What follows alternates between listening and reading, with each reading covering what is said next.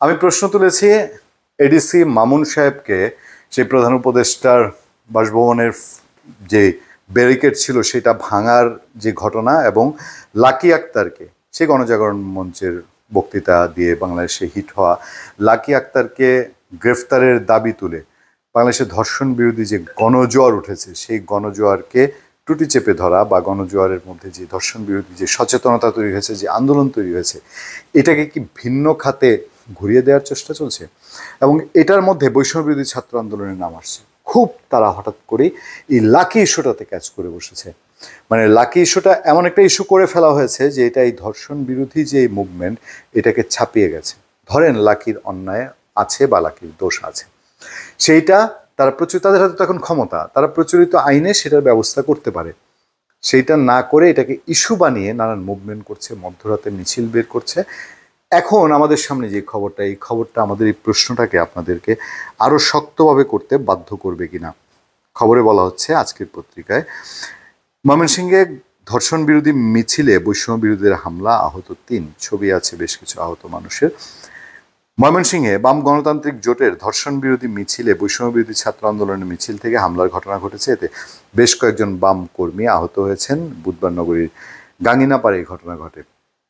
ঢাকায় মামলা হয়েছে জানেন, এর আগের দিন 10 মার্চ 2025 ওই প্রধান উপদেষ্টা বাসভবন সামনের ঘটনা এবং পুলিশ অফিসার এডিসি মামুনকে নাজেহাল করার ঘটনায় আমরা কিন্তু বলেছি যে পুলিশ অফিসার মামুনকে যেভাবে নাজেহাল করা হয়েছে এটা ঠিক হয়নি। এভাবে একটা পুলিশ অফিসারকে তাকে পোশাকে পেয়ে বা সিভিল পোশাকে এইভাবে আক্রমণ করাটা কখনো আন্দোলনের ভাষা হতে পারে না। কিন্তু সেটাকে ক্যাশ করে যা করা হচ্ছে এবং যে মামলা হয়েছে 12 জনের নামে, সেই মামলায় সবাই বাম আন্দোলনের সঙ্গে জড়িত। আমি জানি না বামরা কি নতুন টার্গেট হচ্ছে কিনা। আচ্ছা, ময়মনসিংহের খবরে বলা হচ্ছে ধর্ষণ, নারী নির্যাতনের বিচার, আইন শৃঙ্খলা উন্নয়ন, দ্রব্যমূল্যের ঊর্ধ্বগতি রোধে কেন্দ্র ঘোষিত কর্মসূচির অংশ হিসেবে বিকেলে নগরীর মালগুদাম থেকে মিছিল বের করে বাম গণতান্ত্রিক জোটের নেতাকর্মীরা। মিছিল গাঙ্গিনাপাড়ে ঢোকার পরেই বৈষম্যবিরোধী ছাত্র আন্দোলনের একটা মিছিল তাদের উপর চড়াও হওয়ার চেষ্টা করে। খেয়াল করবেন কিন্তু কোন দিকে যাচ্ছে।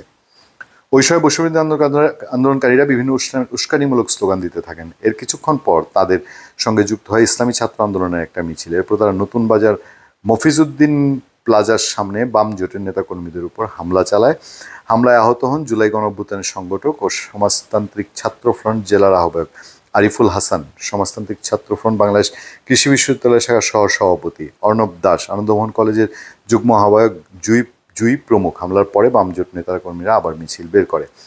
পরে আনুষ্ঠানিক সমাবেশে বক্তব্য দেন জেলা বাম গণতান্ত্রিক জোটের সমন্বয়ক ও সিপিবি সাধারণ সম্পাদক। তারা বলছেন যে জুলাই অভ্যুত্থানের পর এটা গণতান্ত্রিক প্রতিবাদ মিছিলে বর্বরচিত হামলা ফেসিবাদী সংস্কৃতির লক্ষণ। দেখেন, সেই ফেসিবাদ বিরোধী আন্দোলনে তারা নিজেদেরকে উৎসর্গ করেছেন, শ্রম দিয়েছেন, ঘাম দিয়েছেন, শুধু প্রাণটা দিতে বাকি। তারাই আবার সেই ফেসিবাদ, যে আওয়ামী লীগ ফেসিবাদ, সেটা বিদায় হওয়ার পরে আবার তারাই আক্রান্ত হওয়ার শিকার হচ্ছেন। কেন হচ্ছেন? ধর্ষণ বিরোধী একটা মিছিল করতে কোনো গণ্ডগোল না, মারামারি না, অন্তত পত্রিকার রিপোর্ট আমরা যদি বিশ্বাস করি।